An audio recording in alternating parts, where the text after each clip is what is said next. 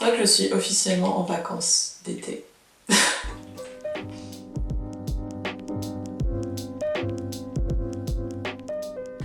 Salut tout le monde, je viens aujourd'hui avec une nouvelle vidéo, je suis super heureuse de vous retrouver comme d'habitude. Enfin je vous retrouve, vous m'avez trop manqué parce que du coup j'étais un petit peu absente partout. Ça m'a manqué, ça m'a énormément manqué. Je vous avoue que je me suis imaginé ce confinement un peu différemment. Je me suis dit que c'était l'occasion rêvée de combiner en fait YouTube avec en fait tout simplement mes études. Je suis à la maison, tout se passe depuis chez moi, c'est l'occasion parfaite. Sauf que j'ai oublié plusieurs détails, j'ai oublié le fait que chez mes parents la connexion internet n'est pas la même qu'à Lyon, où j'ai la fibre. Ici je n'ai pas la fibre. Une vidéo, je dois la charger pendant toute une journée et toute une nuit, donc 24 heures, un peu difficile. Mais surtout en fait je me suis rappelé que je ne sais pas faire plusieurs choses à la fois. En fait j'étais déjà assez stressée pour cette fin d'année. Je savais pas trop à quoi m'attendre au niveau des partiels, du coup je me suis dit Christina, mollo, tranquille, tu mets YouTube de nouveau un petit peu de côté et tu te consacres à tes études parce que c'est le plus important. J'espère que vous allez bien, j'espère que vos proches, votre entourage va bien.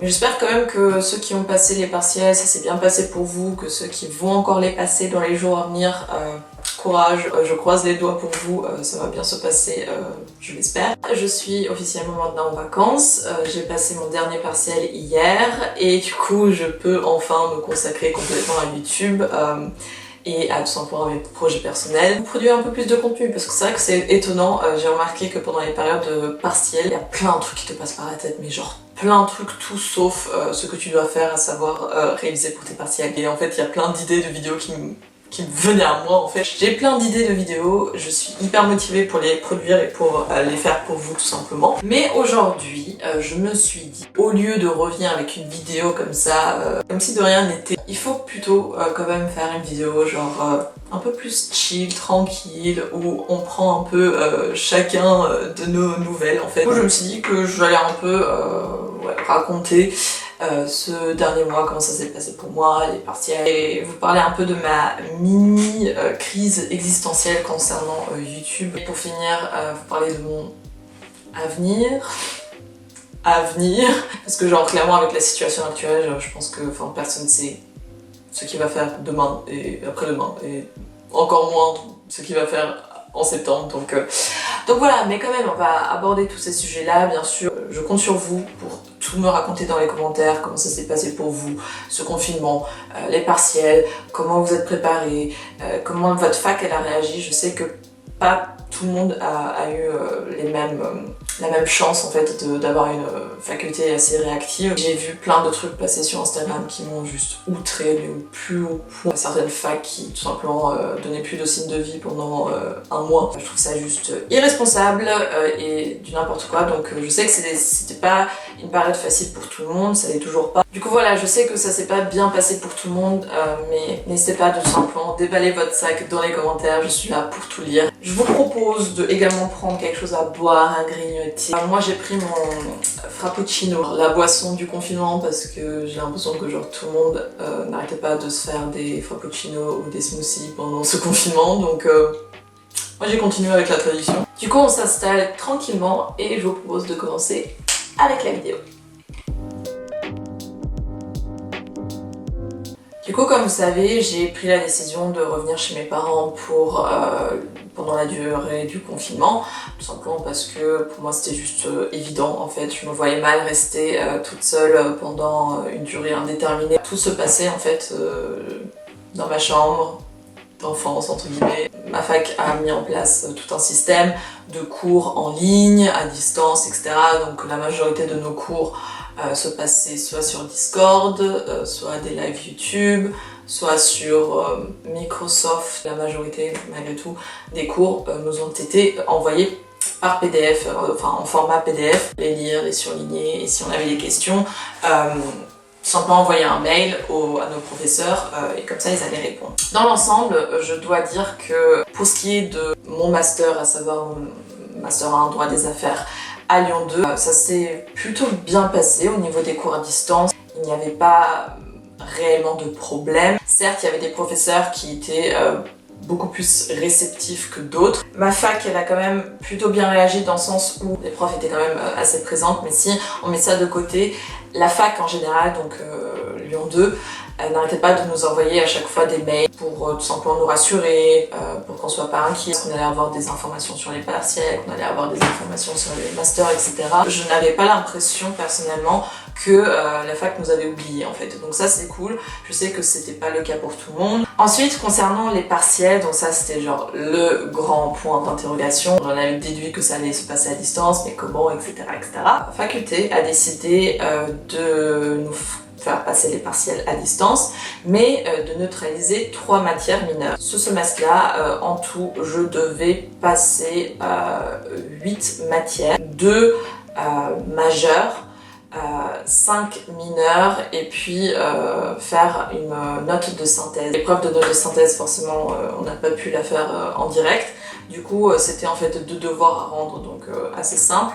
Ah, il y avait l'anglais aussi. Donc l'anglais, bon, ça fait 9 matières, mais l'anglais, pareil, on le passait à chaque fois au fur et à mesure du temps. Donc c'était rentrer dans le contrôle continu. Les matières majeures, à savoir pour moi, droit de la propriété industrielle et droit fiscal des affaires, ça a été également mis en contrôle continu. Pour propriété industrielle, du coup, on avait fait le galop, entre guillemets, à distance, et puis le véritable partiel terminal, l'examen terminal à distance également. Le principe était que le prof nous envoyait le sujet et qu'on avait 1 heure à 2 heures pour le réaliser et puis le renvoyer. Pour fiscal, du coup, ils nous ont demandé de réaliser un devoir à rendre. Ils nous ont annoncé un examen terminal que j'ai passé il y a quelques jours, à distance également. Pour l'examen terminal, une sorte de cas pratique avec 3 questions. On allait avoir 2 heures, que finalement, un jour avant le jour J, on a reçu un petit mail qui nous annonçait en fait le fait que l'examen terminal allait se passer en 24 heures et que du coup on allait recevoir le sujet mardi à 16h et qu'on devait le renvoyer le lendemain avant 16h, donc vraiment 24 heures. Ce système a également été utilisé pour mes 2 autres matières mineures que je devais passer, parce que du coup j'ai omis vous préciser en fait que du coup sur les 5 matières mineures, finalement j'en ai passé que 2 parce que ma fac elle a décidé de neutraliser 3 matières, à savoir droit de la conso, droit de la distribution et droit des transports. Ces matières, je ne les ai pas passées ce semestre-là. J'ai juste passé du coup en mineur droit de la concurrence et qu'est-ce que j'ai passé? J'ai déjà oublié. J'ai un gros bug, c'est pas possible. Comment? C'est il y a 3 jours. C'était quoi mardi? Droit des sociétés. Pardon. Ouais, du coup j'ai passé en mineur droit de la concurrence et droit des sociétés approfondi à distance. Pendant 24 heures, on avait un sujet. Au début, j'étais hyper contente en mode waouh, trop cool, 24 heures et tout, tu peux faire un truc, un bête de truc super bien et tout. Finalement, je me suis rendu compte que je crois que je préfère vraiment les partiels, déjà pas à distance, mais sur place, où t'as vraiment un temps limité. D'un côté, tu te dis, t'as 24 heures, tu peux faire une bête de trucs en faisant des recherches, en réfléchissant bien, de te relire, etc. Donc c'est super cool parce que t'as beaucoup de temps. Sauf qu'en fait, étant donné que t'as beaucoup de temps, t'as envie de vraiment faire un truc parfaitement. Sauf que, du coup, à force de vouloir faire quelque chose parfaitement, tu commences à t'embrouiller un petit peu. Comme on dit, le mieux est l'ennemi du bien, et là, clairement, c'était un peu le cas. J'ai un peu peur que je me suis un peu embrouillée dans certains détails, dans certains passages du partiel, que je suis peut-être allée un peu trop loin, peut-être pas assez. J'ai passé plus que 2-3 heures, clairement. Pour chaque matière, j'ai passé au moins 5 heures. En moyenne, c'est vrai que c'est plus que les 2 heures de partiel qu'on a l'habitude de faire. Mon objectif en fait pour ce semestre-là, c'était que de vraiment me rattraper par rapport au premier semestre, parce que certes j'ai validé mon premier semestre, j'en suis très contente, mais j'ai pas validé à une moyenne de dingue non plus. Me rattraper, me prouver quelque chose en fait au 2e semestre et faire mieux, sauf que avec le confinement, j'ai peur que c'est un peu tombé à l'eau, parce que du coup ça nous a tous un peu perturbés. Mais à voir, on sait jamais, à voir les résultats. Je suis officiellement en vacances, ça fait hyper bizarre. Hier quand j'ai envoyé mon dernier partiel, j'étais là mais j'ai pas l'impression d'être en vacances. Même ce matin je me suis réveillée, j'ai commencé à culpabiliser d'avoir rien fait en fait le matin et le début d'après-midi, de tout simplement être restée dans mon lit à regarder des vidéos. Il y a encore ce stress de partiel qu'il faut faire quelque chose, qu'il faut réviser. Sauf que non, tu es en vacances, donc tu peux juste profiter et faire tous les trucs que tu voulais faire. Un de ces trucs que je ne pouvais pas trop faire, c'était bien sûr YouTube. Mais du coup, j'ai eu aussi un moment de un peu mini crise existentielle par rapport à YouTube. La dernière fois que ça m'est arrivé, c'était il y a 2-3 ans en Allemagne, j'avais fait une vidéo là-dessus d'ailleurs, intitulée c'était « Je vais arrêter YouTube », un truc comme ça. Hyper putaclic, je vous avoue. Là, pendant ce confinement, à force de voir en fait sur les réseaux sociaux plein de créateurs vraiment s'investir à fond dans leur chaîne. Vers la fin du confinement, j'étais plus du tout active et sur ma chaîne, on en parle même beaucoup. J'ai commencé vraiment à me culpabiliser et à me dire Christina, genre, pourquoi tu continues à faire tout ça? Quand j'avais commencé YouTube il y a maintenant presque 10 ans, 9 ans. Ouais, 9 ans. YouTube n'était pas du tout un truc aussi énorme qu'aujourd'hui. La plupart des gens ne savaient pas qu'on pouvait faire des vidéos comme ça, seul, face cam. On pouvait pas en fait se faire encore d'argent à l'époque. YouTube était extrêmement innocent. C'était vraiment une plateforme hyper innocente où les gens se trouver dessus pour tout simplement partager, connecter avec les autres. C'était pas du tout fait dans un but business. Sauf qu'aujourd'hui, YouTube et les réseaux sociaux ont forcément évolué et c'est devenu des véritables business, ce qui est très bien. Sauf que du coup, tout ce charme de YouTube du début, c'est complètement parti. Pour la plupart, la majorité, grande majorité, j'ai envie de dire 95% de tous les créateurs sur YouTube, pour eux, c'est un véritable business. Ça n'empêche pas l'autre, ça n'empêche pas le fait de quand même produire du contenu, faire YouTube pour son plaisir et parce que tout simplement c'est notre passion et que on adore ça. Cette passion, c'est également devenu un travail. Forcément, tu ne peux pas faire tout et n'importe quoi.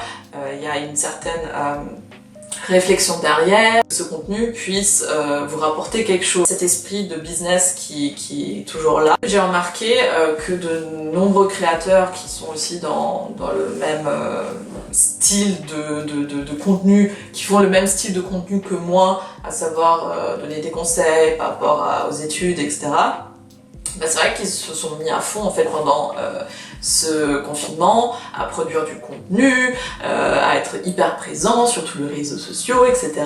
Ce qui est très cool pour eux et c'est vraiment super, sauf que du coup, moi, je sais pas pourquoi, j'ai commencé à culpabiliser et à me dire que je fais pas ça. Et du coup, pourquoi est-ce que je fais pas ça? Est-ce que ça me plaît toujours YouTube?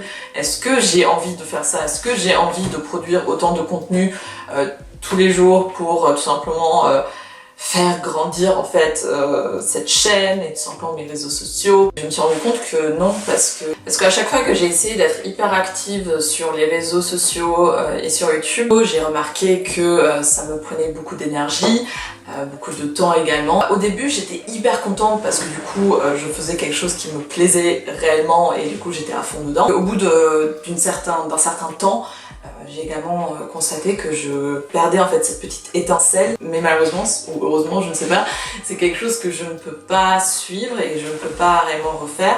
Enfin, je pourrais, sauf que je pense que je me perdrais au fur et à mesure du temps là-dedans. L'envie et la passion que je mets dedans, c'est pas quelque chose que j'ai envie de faire. Donc ouais, j'ai eu un peu toutes ces réflexions qui me sont venues pendant le confinement, me demander le pourquoi du comment je continue alors que au final je suis pas régulière, parce que c'est vrai que c'est pas du tout le business plan adapté pour les réseaux sociaux, YouTube, etc.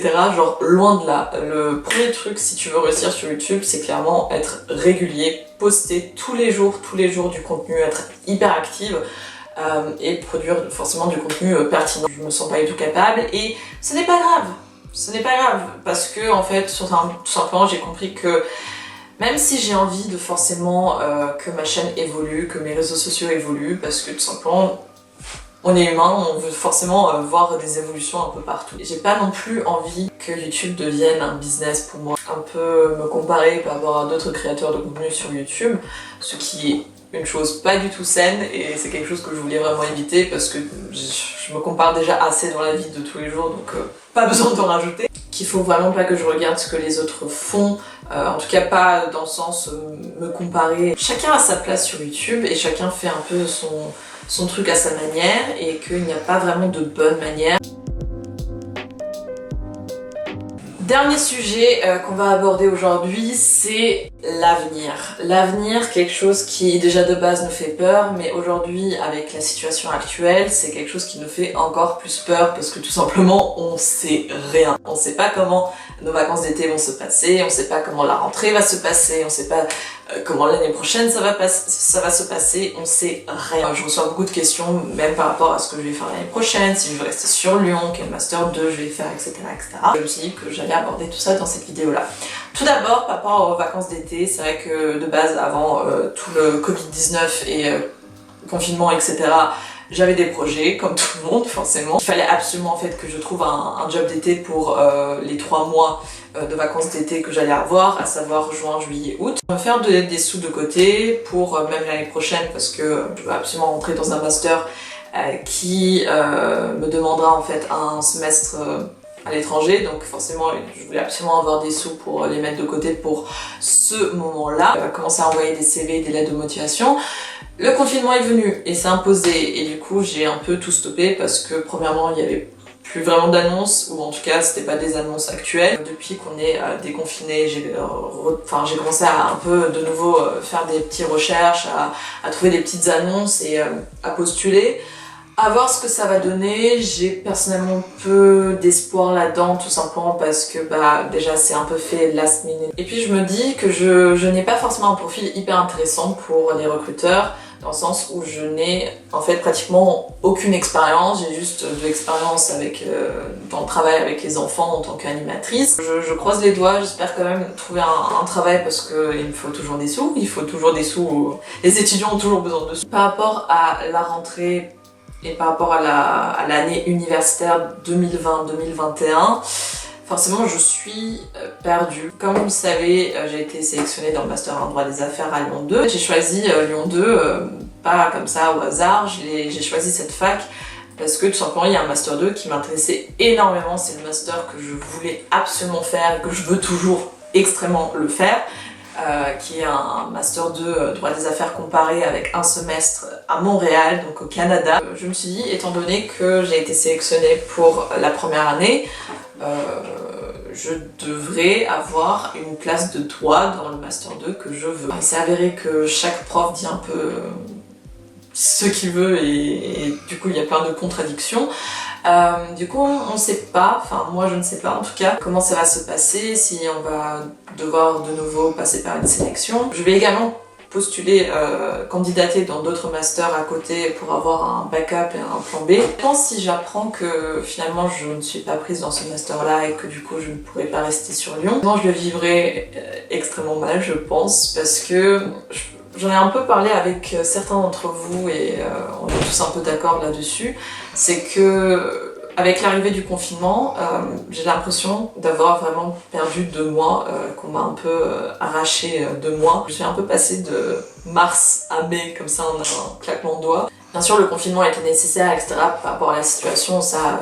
Il n'y a pas de doute là-dessus, mais malgré tout ça fait quand même bizarre parce que du coup j'ai pas l'impression que mon année s'est vraiment terminée et que j'ai vraiment que je peux vraiment clôturer ce chapitre-là en fait. Surtout que je suis tellement, mais tellement tombée amoureuse de Lyon, c'est un truc de malade. J'aurais jamais cru que je pourrais en fait m'attacher autant à une ville, mais je me suis réellement attachée énormément à Lyon.